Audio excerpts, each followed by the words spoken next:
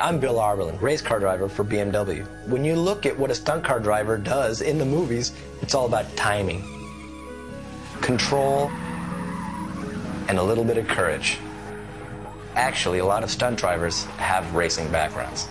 Usually in movies, the cars are heavily modified to do the stunts, the engines, the brakes, the suspensions.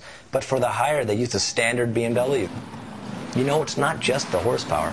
It's the perfect balance, the handling, and the braking power of the BMW that makes it so capable.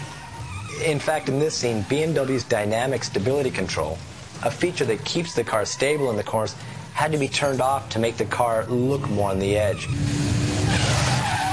For other stunts, the cars were burdened with heavy camera rigs and equipment. Sometimes they had 300 pounds or more on the corner of the car. But the cars were still able to perform. In ambush, one of the stunt maneuvers is a speeding 180-degree turn.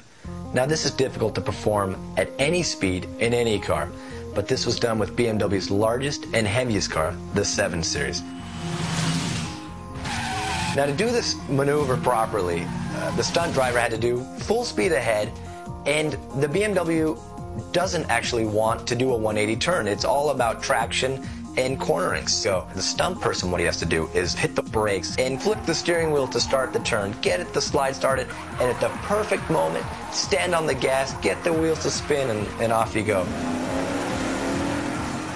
So you're actually driving the car? Well, I'll be driving the car, one of my stunts going to be driving now. But it's a very effective way of doing it. It's a right-hand drive car? Right-hand drive car. We did this a lot on Ronin. It's a very effective with De Niro. It's high-speed stuff. It's terrific. Because the actor can concentrate on his acting, and the stunt guy does all the driving.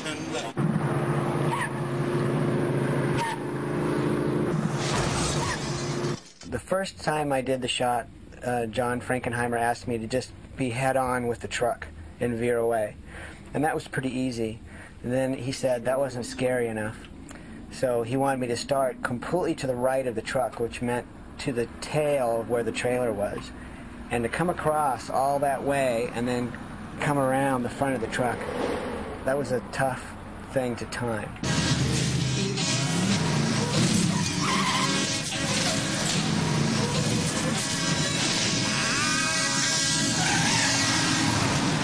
If you have a plan, it's the only way to work on a scene like this. I mean, if you just go in and try and wing a scene like this with cars going 100+ miles an hour and all the technical support that you need to make something like that work, you're just asking for disaster.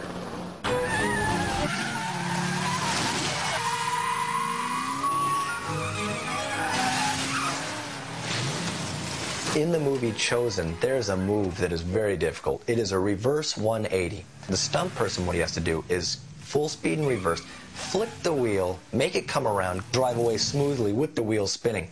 This is where precision comes in, because one wrong move on the steering wheel and we're doing a 360. One of the most incredible stunts comes in the movie Star, where the car actually takes off on these ramps and lands in a one-lane road. These ramps are not much wider than the BMW tire, and they're 18 inches tall.